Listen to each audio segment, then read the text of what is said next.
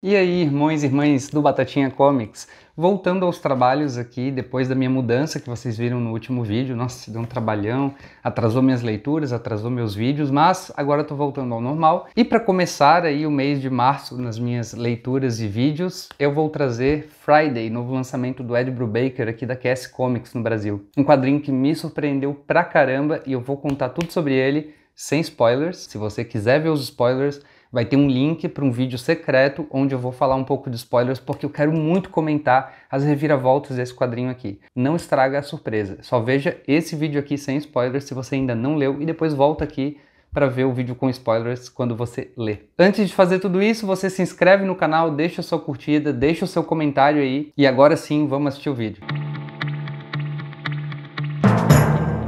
Bom, eu confesso que eu ainda não tinha entrado nos materiais autorais do Ed Brubaker, que tanto fazem sucesso aqui no Brasil, né? Mas eu sei que eles fizeram muito sucesso, tanto no próprio YouTube, né? Os Gibitubers todos gostam muito desse quadrinho, como leitores em grupos de WhatsApp que eu participo, todos adoram esses quadrinhos do Ed Brubaker. E eu ainda não tinha lido nada autoral dele, eu só tinha lido o material dele de super-herói. Então, acho que por aqui tem o Capitão América dele, que eu já li uma parte da fase e é realmente muito bom, um thriller político de espionagem, elevou bastante ali o Capitão América, tanto que foi a base pro que foi feito com ele no MCU, né, no cinema. Eu entrei nos autorais do Ed Brubaker com esse encadernado aqui, Friday, um encadernado que traz as 9 edições que originalmente saíram de forma digital lá fora.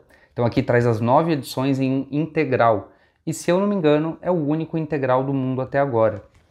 Ele foi publicado já em 3 tomos. Aqui a gente tem os 3 tomos publicados dentro desse volume integral e cada tomo desse tem 3 edições, então 3, 2, 3, 9. O roteiro é do Ed Brubaker, a arte é do Marcos Martin e a excelente colorização é do Muntza Vicente.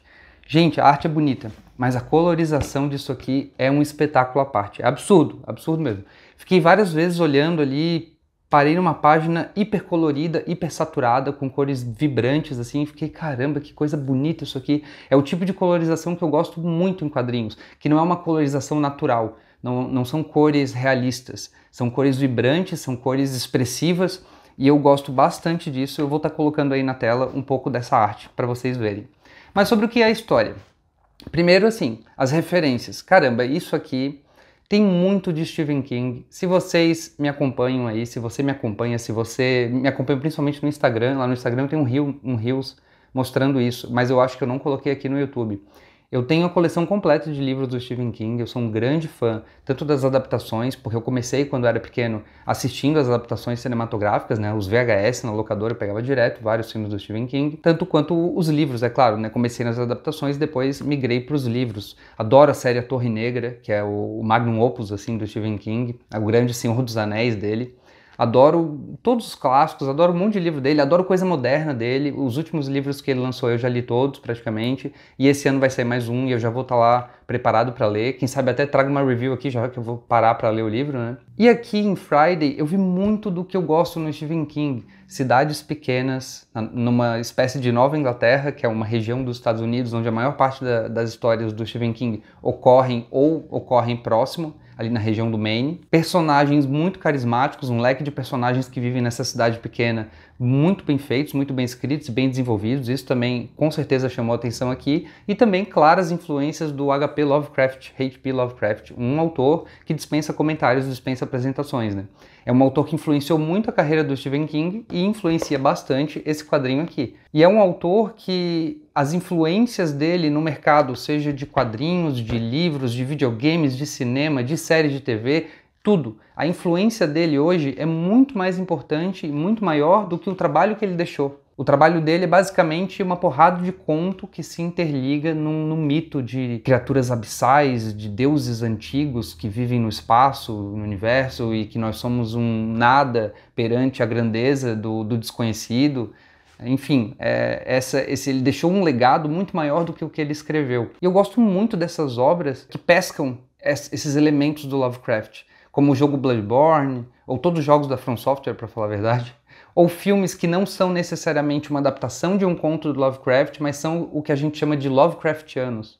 Até o próprio Ed Brubaker também já brincou com isso em outra obra, que é o Fatale, que tem elementos Lovecraftianos. E aqui a gente tem também, de novo, elementos Lovecraftianos numa história de folk horror, de horror folk, que é de cidade pequena, de coisas folclóricas, coisas de fábulas. Lembra um pouco de Hellboy também, por um motivo muito específico. Aqui tem uma adaptação de uma história que a gente já viu no Hellboy, que é a história do povo das fadas que substitui bebês por fadas. Isso acontece no Hellboy, é uma história famosa, ela foi até parcialmente adaptada num filme, no filme de 2019, e ela também é mencionada aqui. Ou seja, para fãs de Hellboy, lê isso aqui. Para fãs de Stephen King, lê muito isso aqui. Para fãs de Lovecraft, lê isso aqui. E para fãs de bons quadrinhos, leiam também. Mas sobre o que é a história? A história acompanha Friday. Friday é uma mulher. É esta daqui da capa, né?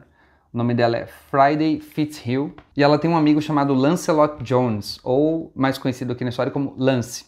Ela e o Lance se conheceram aos 12 anos de idade. E a partir dali, uma amizade muito forte nasceu entre eles e eles ficaram inseparáveis nessa cidadezinha pequena que eles moram. E eles viraram uma espécie de... Sabe aquela história do Sandman, que ganhou um spin-off e ganhou uma série na Netflix, Os Garotos Detetives Mortos? É tipo isso, só que eles estão vivos. Então eles viraram os garotos detetives da cidade e começaram a investigar mistérios, eventos sobrenaturais, criaturas, mortes, desaparecimentos, tudo que era de estranho na cidade eles começaram a investigar. Até que a Friday, que é um pouco mais velha que o Lance, foi para a faculdade e saiu da cidade pequena ali, foi para uma cidade maior. Na noite anterior a essa ida dela para a faculdade, ela e o Lance, depois de tantos anos de amizade, finalmente deram um próximo passo e se pegaram. A história deles é uma história de amizade muito forte que pode ser confundida com um amor romântico. E os dois não tinham certeza se o que eles tinham era uma amizade ou um amor romântico, e eles tinham medo de estragar isso. Praticamente cada um deles ali é o seu único amigo, eles não queriam estragar isso, mas eles resolvem tentar na noite anterior que ela vai para a faculdade, e isso cria uma situação muito desconfortável entre eles percebem que não dá certo e eles se separam de uma forma não muito legal. Então a relação deles esfria muito e tal. A história que a gente acompanha é a história do ano seguinte. Ela tá voltando da faculdade para passar um Natal na cidadezinha que ela mora, que é a cidadezinha de Kings Hill. Inclusive aí, ó, referência ao Stephen King. Colina do Rei, Kings Hill. King é o sobrenome do Stephen King e Hill é o sobrenome do filho dele, Joe Hill, que também escreve histórias de terror, que usa o nome do meio, né? O nome dele é Joseph Hillstrom King. Para não usar o sobrenome do pai e ser acusado de, sei lá, vender livros por causa do sobrenome, ele diminuiu Hillstrom e ficou Joe Hill. Enfim, Kings Hill é a cidadezinha, ela volta para lá, eles se reencontram e na noite do reencontro deles algo acontece. Logo que ela retorna, ela já se envolve num mistério que o Lance está investigando junto com o xerife Bixby, que é o xerife ali da cidade, que é um auxiliar deles, né, na verdade. Eles são auxiliares do xerife nesses mistérios.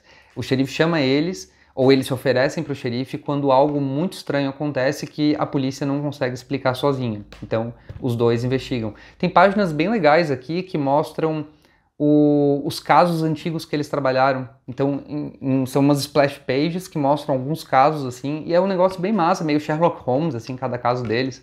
Bem divertido. E, claro, tudo isso que eu tô falando acontece nos 2 primeiros números, de 9.